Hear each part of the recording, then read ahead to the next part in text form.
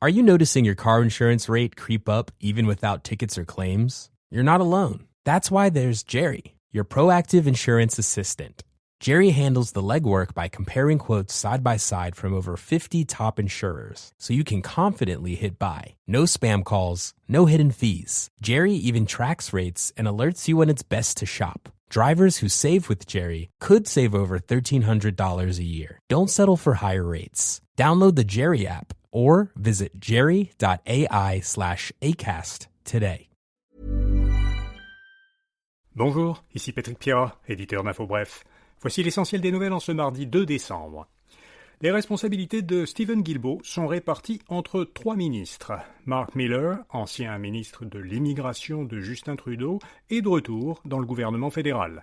À la suite de la démission de Stephen Guilbeault, il devient ministre de l'Identité et de la Culture canadienne et ministre responsable des langues officielles. Joel Lightbound, ministre des Travaux publics et de l'Approvisionnement, est désormais le lieutenant politique au Québec de Mark Carney, un rôle que Guilbeault occupait depuis le printemps dernier. Et Julie Dubrasin, ministre de l'Environnement et du Changement climatique, devient également ministre responsable de la nature, ce qui était une autre ancienne responsabilité de Stephen Guilbeault. Le Canada finalise sa participation à un programme européen d'armement. Le gouvernement fédéral avait signé en juin un partenariat de sécurité et de défense avec l'Union européenne. Ottawa avait également entamé des négociations en vue de participer à un programme de prêt de plus de 200 milliards de dollars pour financer des projets de défense. Cette initiative doit permettre au Canada et aux pays européens membres de l'OTAN de porter plus rapidement leurs dépenses militaires à 5% de leur PIB.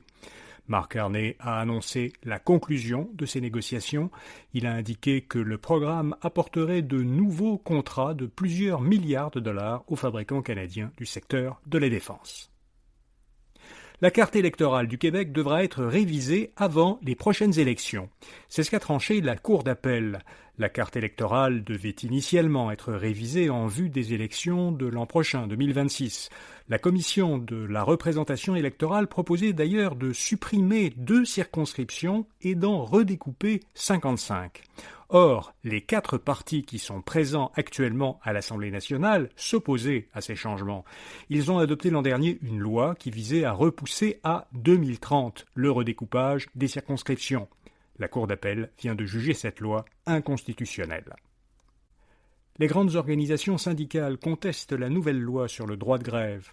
La FTQ, la CSN, la CSQ, la CSD et l'APTS ont déposé à la Cour supérieure leur contestation de la loi visant à considérer davantage les besoins de la population en cas de grève ou de lock-out. C'est le nom officiel de cette loi.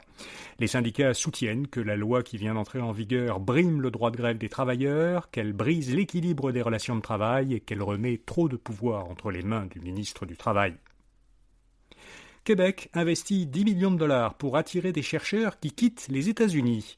Le ministère de l'Enseignement supérieur va créer 10 nouvelles chaires universitaires de recherche dans des domaines qui sont jugés prioritaires, comme l'intelligence artificielle, l'aéronautique et les minéraux critiques. Le gouvernement dit qu'il veut attirer des chercheurs de haut calibre francophones ou francophiles qui sont basés aux États-Unis. Il estime que des scientifiques de renom qui sont actuellement établis aux États-Unis pourraient préférer travailler dans des pays où la liberté académique est protégée. Québec a alloué 200 000 $ par an et par chaire pour une durée de 5 ans. Pierre-Carl Péladeau veut siéger au conseil d'administration de Transat. La financière Outremont, que contrôle Pierre-Carl Péladeau et qui détient 9,5% des actions de la société mère d'Air Transat, demande à Transat de réduire de 11 à 6 le nombre de ses administrateurs et de nommer 3 nouveaux administrateurs parmi ces 6, Pierre-Carl Péladeau, André Brosseau, qui est administrateur de Québécois, et Jean-Marc Léger, PDG de Léger, qui est aussi un proche de Québécois. La financière Outremont reproche à Transat d'avoir enregistré une performance que la financière juge mauvaise, malgré l'aide gouvernementale qui avait été reçue par Transat pendant la pandémie. Pierre-Carl Péladeau a déjà tenté plusieurs fois d'acheter Transat, sans succès jusqu'à maintenant. Un cinquième des Québécois vivent une forme d'insécurité alimentaire. Selon une étude de l'Observatoire québécois des inégalités, la proportion des Québécois qui ont vécu de l'insécurité alimentaire est passée de 11% en 2019 à 20% en 2023. Les locataires sont particulièrement touchés.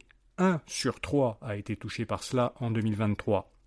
Sont considérés comme vivant de l'insécurité alimentaire des personnes qui vivent de l'incertitude quant à leur capacité à se procurer des aliments, qui ont une alimentation qui n'est pas suffisamment variée ou qui est de mauvaise qualité, ou encore qui mangent en quantité insuffisante. Il ne restera bientôt plus qu'un seul magasin Toys R Us au Québec. Toys R Us va fermer 3 autres magasins à Brossard, Laval et Québec. Le détaillant de jouets a déjà fermé une quinzaine de magasins au Québec au cours de la dernière année. Après ces nouvelles fermetures, il ne restera plus que celui de Saint-Bruno de Montarville, en Montérégie. Une quinzaine d'institutions financières proposent désormais des comptes bancaires gratuits ou à frais modiques. Ces institutions, dont les 6 grandes banques canadiennes, adhèrent à une initiative de l'Agence de la consommation en matière financière du Canada. Alors les comptes à frais modiques, disponibles pour tous les Canadiens, exigent des frais plafonnés à 4 $ par mois et permettent, sans frais supplémentaires, au moins 18 transactions de débit par mois.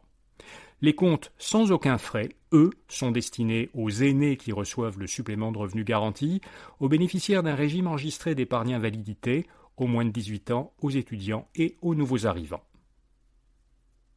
Et puis les Suisses ont rejeté le projet d'un impôt sur l'héritage des ultra-riches. Le gouvernement suisse, qui impose déjà des grandes fortunes, a consulté par référendum ses citoyens sur une proposition visant à ajouter un impôt sur les transferts importants qui sont faits par don ou par succession. La mesure ciblait les transferts vraiment importants d'au moins 50 millions de francs suisses, soit 87 millions de dollars. Cette proposition a été critiquée par des citoyens très fortunés. Certains ont même menacé de quitter le pays si la mesure était adoptée. Eh bien, 78% des électeurs suisses ont voté contre le projet. Voilà, vous savez l'essentiel. Bonne journée et à demain matin.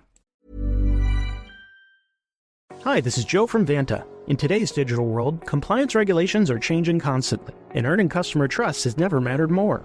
Vanta helps companies get compliant fast and stay secure with the most advanced AI, automation, and continuous monitoring out there. So whether you're a startup going for your first SOC 2 or ISO 27001, or a growing enterprise managing vendor risk, Vanta makes it quick, easy, and scalable. And I'm not just saying that because I work here. Get started at Vanta.com.